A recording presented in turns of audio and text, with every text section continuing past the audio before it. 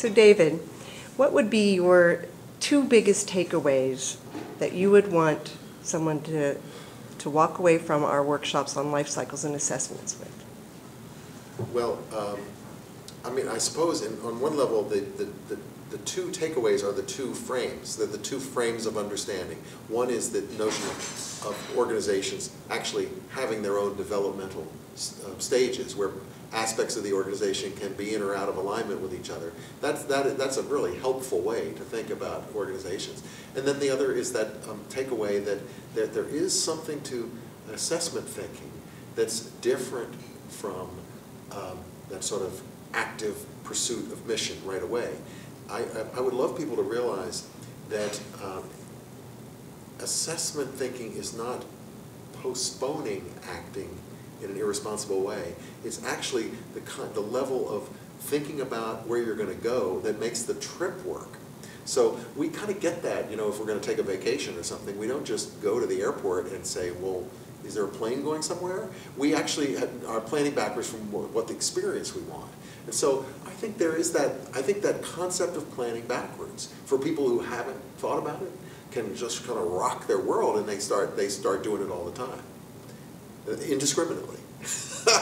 So the notion again of let's plan backwards from the things that matter most. And you know there is another thing.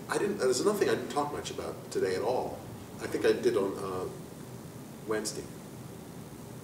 And I would love it if boards and staffs too would think a little more about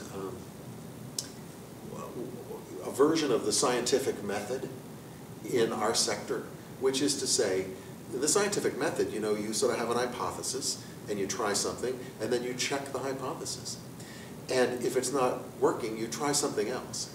And I think we actually think that every move has to be right, has to be perfect. And we lose the opportunity to learn things by building in this approach where we go, what should we try?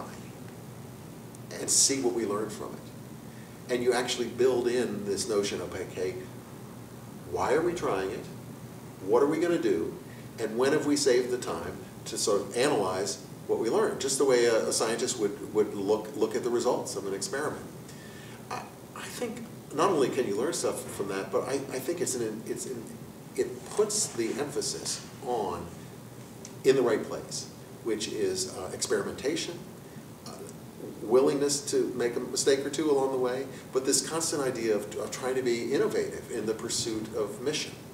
So I'll take advantage of this videotape to offer that. Well, it's funny, as you were describing what you called the scientific process, it also sounded a lot like the artistic, creative process as well. What do you know? What do you know? And that's why I remember a board meeting once where we had a scientist on the board saying that, that he thought scientists were the most artistic people he'd ever met. From your lips. Thank you.